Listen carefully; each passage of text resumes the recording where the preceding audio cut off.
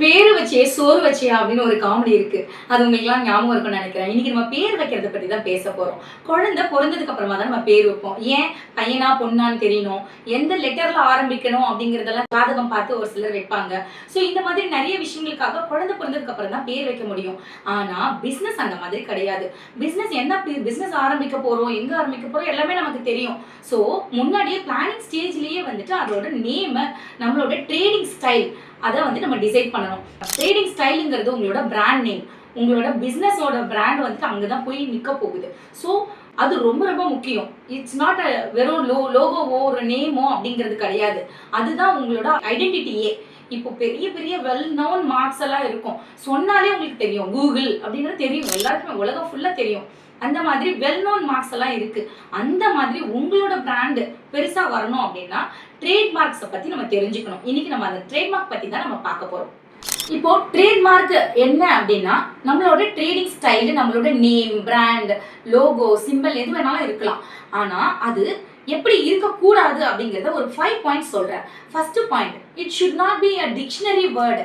ஒரு normal English வேர்டோ Tamil வேர்டோ என்ன business பண்ணுறீங்களோ அது டிஸ்கிரிப்டிவாக இருக்கக்கூடாது. ஒரு நார்மல் இங்கிலீஷ் வேர்டாக இருக்கக்கூடாது, அதாவது டிக்ஷனரி வேர்டாக இருக்கக்கூடாது. அதுக்கு ஒரு மீனிங் இருக்கு இல்லையா, அந்த மாதிரி இருக்கக்கூடாது. ரெண்டாவது வந்துட்டு descriptive of service or goods, அதாவது உங்களோட ப்ராடக்டையோ சர்வீஸையோ டிஸ்கிரைப் பண்ணுற மாதிரி வேர்ட்ஸ் இருக்கக்கூடாது. டீ ஷாப்புக்கு டீ ஷாப்னே வைக்கக்கூடாது, டெய்லருக்கு டெய்லர்னே வைக்கக்கூடாது. ஓகேங்களா? ஸோ அதெல்லாம் தான் டிஸ்கிரிப்டிவ்னு சொல்லுவோம். So descriptive of service or goods இருக்கக்கூடாது. நெக்ஸ்ட் என்ன இருக்கக்கூடாதுன்னா வெல் நோன் மார்க்காக இருக்கக்கூடாது. ஆல்ரெடி வெல் நோன் மார்க்ஸ்னு ஒரு லிஸ்ட் இருக்கு ட்ரேட்மார்க் ரெஜிஸ்ட்ரியில். அந்த லிஸ்ட்ல இருக்கிற அந்த வெல் நோன் மார்க்ஸை நம்ம வைக்கக்கூடாது. உதாரணத்துக்கு அமுல், கூகுள், ஆப்பிள் இதெல்லாம் வெல் நோன் மார்க்ஸ். இதை வந்து நம்ம காப்பி பண்ண முடியாது, இதெல்லாம் already well known mark. Next வந்து ப்ரோஹிபிட்டட் நேமா இருக்கக்கூடாது. ஒரு சில வேர்ட்ஸ் வந்து ப்ரோஹிபிட்டட் அப்படின்னு ஒரு லிஸ்ட் கொடுத்துருக்காங்க. இப்போ பாலாஜின்னு பார்த்தீங்கன்னா நம்ம திருப்பதி பாலாஜின்ற நேம்ல ப்ரோஹிபிட்டட் லிஸ்ட்ல இருக்கு. இப்போ ஸ்டார் அப்படின்னு சொன்னா ஸ்டார்லாம் ப்ரோஹிபிட்டட் லிஸ்ட். ஸோ இந்த மாதிரி ஒரு சில வேர்ட்ஸ் ப்ரோஹிபிட்டட் லிஸ்ட்ல இருக்கு, அதெல்லாம் நம்ம வைக்கக்கூடாது. ஒரு கடவுளோட பேரையோ சாமி பேரையோ வந்துட்டு நம்ம கமர்ஷியலைஸ் ஆக்கக்கூடாதுங்கிறதுக்காக தான் அந்த மாதிரி ப்ரோஹிபிட்டட் மார்க்ஸ் இருக்கக்கூடாது. ஒரு ட்ரேட்மார்க்கை காயின் பண்ணும்போது நம்ம இன்னொரு முக்கியமான விஷயம் மைண்டில் வச்சுக்க வேண்டியது, நேஷ்னல் எம்ப்ளம்ஸ் வயலேட் பண்ணுற மாதிரி இருக்கக்கூடாது. ஈவன் ட்ரை கலரில் கூட உங்களோட ஷேடு, அந்த ட்ரேட்மார்க்கோட ஷேடு ட்ரை கலரில் இருக்கக்கூடாது. அப்புறம் பார்த்தீங்கன்னா வந்துட்டு ஜாகிரபிக்கல் ஏரியாஸ் இருக்கு இல்லையா, அதை கூட நம்ம நேமில் ரிஃப்ளெக்ட் பண்ணக்கூடாது. ஒவ்வொரு ஏரியாவுமே ஜாகிரபிக்கல் இண்டிகேஷன் கொடுத்துருப்பாங்க, அதை வந்து நம்ம ட்ரேட்மார்க்கில் எக்ஸ்ப்ளாய்ட் பண்ண முடியாது.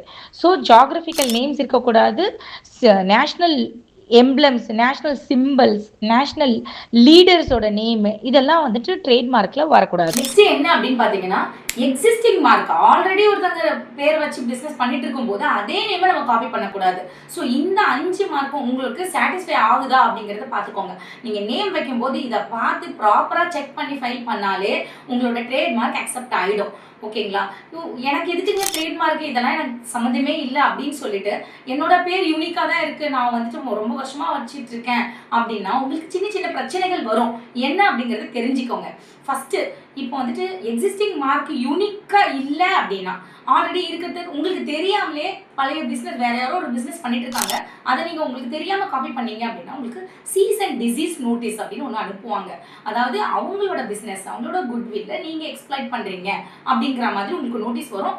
இம்மீடியட்டாக வந்து உங்களோட பிஸ்னஸை கம்ப்ளீட்டாக ஸ்டாப் பண்ணுற மாதிரி ஆகிடும். நம்ம யோசிச்சு பாருங்க, எவ்வளோ கஷ்டப்பட்டு இன்வெஸ்ட்மெண்ட்டு, லொக்கேஷன், அப்புறம் எம்ப்ளாயீஸ், அது இது எவ்வளோ அலைஞ்சி எல்லாத்தையும் செட் பண்ணி ஒரு பிஸ்னஸ் வந்துட்டு ரன் பண்ணிட்டே இருக்கும்போது திடீர்னு இதை நீங்கள் ஸ்டாப் பண்ணணும், இந்த பேரில் நீங்கள் கண்டினியூ பண்ணக்கூடாது அப்படின்னா அதோட ப்ராடக்டோட சீல்லாம் நம்ம பிரிண்ட் பண்ணி வச்சுருப்போம் ஆல்ரெடி. இது வந்துட்டு எவ்வளோ ப்ராடக்ட்ஸ் இருக்கோ அவ்வளோத்துக்கும் சேஷியெல்லாம் பிரிண்ட் பண்ணி வச்சுருப்பாங்க. ஸோ அது மாதிரி இருக்கும், பேம்ப்ளெட்ஸ் இருக்கும், விசிட்டிங் கார்ட்ஸ் இருக்கும், நம்பர் பிளேட் இருக்கும், எவ்வளோ விஷயங்கள் பிரிண்ட் பண்ணி எல்லாம் ரெடி பண்ணி வச்சுருப்போம். இப்போ இது எல்லாத்தையும் டெஸ்ட்ராய் பண்ணிட்டு திரும்பி முதலேருந்து ஆரம்பிங்க அப்படின்ற மாதிரி இருந்தால் அது பெரிய லாஸ். அந்த மாதிரி ஆகக்கூடாதுங்கிறதுக்காக தான் நம்ம வந்து முன்னாடியே சர்ச் பண்ணிவிட்டு எதுவுமே இது வரைக்கும் இல்லாத நேமாக நம்ம வைக்கணும் அப்படிங்கிறது. இப்போ ட்ரேட்மார்க் ரெஜிஸ்ட்ரேஷன் கம்பல்சரி கிடையாது, கம்பல்சரி நீங்கள் ரெஜிஸ்டர் பண்ணணுன்றது கிடையாது. ஆனால் உங்களோட யூசேஜை ப்ரூவ் பண்ணுறதுக்கு ரெஜிஸ்ட்ரேஷன் முக்கியமாக இருக்குது. இப்போ உதாரணத்துக்கு நம்ம நிறைய லேண்ட்மார்க் கேசஸ்லாம் இருக்குது. இருட்டுக்கடை அல்வா கேள்விப்பட்டிருப்பீங்க. இது வந்து ரொம்ப வருஷமா 90ஸ்லேருந்தே வந்து வச்சிருக்காங்க. ஆனா அதுக்கப்புறம் திருநெல்வேலி இருட்டுக்கடை அல்வா அப்படின்னு ஒரு கடை வந்தது. ஸோ அவங்க வந்து ரெஜிஸ்டர் பண்ணாங்க 2008ல. 2007லயே வந்து நம்ம இருட்டுக்கடை அல்வா ஆல்ரெடி ரெஜிஸ்டர் தான். இப்போ ஆல்ரெடி இருக்கிற ஒரு பிராண்ட அவங்க இன்ஃப்ரிஞ்ச் பண்ணி இந்த கடை தான் அது அப்படிங்கிற மாதிரி மக்களுக்கு ஒரு கன்ஃபியூஷன் வரா மாதிரி ஆரம்பிக்கிறாங்க. அந்த மாதிரியான விஷயங்கள் நடக்கக்கூடாது அப்படிங்கிறதுக்காகவும் ட்ரேட்மார்க் ரெஜிஸ்ட்ரேஷன் கம்பல்சரி. அடுத்தது பார்த்தீங்கன்னா இன்னும் நிறைய கேசஸ் இப்போ நீங்கள் பார்த்துருப்பீங்க ரீசெண்டாக திண்டுக்கல் தலப்பாக்கட்டி பிரியாணி. அதுக்கப்புறம் பார்த்தீங்கன்னா அந்த மாதிரியே சிமிலராக வந்து தலப்பாக்கட்டு அப்படின்னு சொல்லிட்டு ஒரு ஷாப் ஆரம்பிச்சாங்க. அந்த பிராண்டுக்கும் ப்ராப்ளம் வந்தது.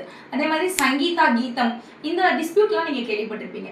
இந்த மாதிரி எந்த டிஸ்பியூட்டும் வரக்கூடாது அப்படின்னா கம்பல்சரி ட்ரேட்மார்க்கை ரெஜிஸ்டர் பண்ணணும். நிறைய பிராண்ட் நேம் பக்கத்தில் டிஎம், ஆர், சி இதெல்லாம் நீங்கள் பார்த்துருக்கலாம். அது எல்லாத்துக்கும் வித்தியாசம் என்ன அப்படிங்கிறது வந்துட்டு நிறைய பேருக்கு தெரியாமல் இருக்கும். அந்த சந்தேகத்துக்காக தான் இந்த கிளாரிஃபிகேஷன் கொடுக்குறேன். டிஎம் அப்படிங்கிறது என்னன்னா ட்ரேட்மார்க் அப்ளிகேஷன் பெண்டிங் அப்படின்னு அர்த்தம். ஒன்ஸ் அப்ளை பண்ண உடனே அப்ளிகேஷன் நம்பர் வந்த உடனே நீங்கள் அந்த டிஎம் அப்படிங்கிறது யூஸ் பண்ணிக்கலாம். இதை பார்த்தே மற்றவங்க ஓகே இவங்க ட்ரேட்மார்க் அப்ளை பண்ணியிருக்காங்க அப்படிங்கிறது தெரிஞ்சுப்பாங்க. அதுக்காக தான் இதை போடுறது. அப்புறம் ட்ரேட்மார்க்கு ரெஜிஸ்டர் பண்ணி முடிச்சதுக்கப்புறம், அதாவது அந்த ப்ராசஸ்லாம் முடிஞ்சு அதை ரெஜிஸ்டர் ஆகி வந்ததுக்கப்புறமா ரெஜிஸ்ட்ரேஷன் சர்டிஃபிகேட் வந்ததுக்கப்புறம் ஆர் போட்டு சர்க்கிள் பண்ணிக்கலாம். அப்போது ரெஜிஸ்டர்டு ட்ரேட்மார்க் அப்படின்றது அர்த்தமாகும் எல்லாம் பார்க்குறவங்களுக்கு. அதுக்கப்புறம் சி போட்டு சர்க்கிள் பண்ணுறது எதுக்கு அப்படின்னா காப்பி ரைட் ரெஜிஸ்ட்ரேஷன் பண்ணவங்க சி சர்க்கிள் பண்ணிக்கலாம். ஸோ இதுதான் அந்த சிம்பலோட மீனிங். உங்களுக்கு வேறு ஏதாவது சந்தேகம் இருந்ததுன்னா எங்களை காண்டாக்ட் பண்ணுங்கள். தேங்க்யூ.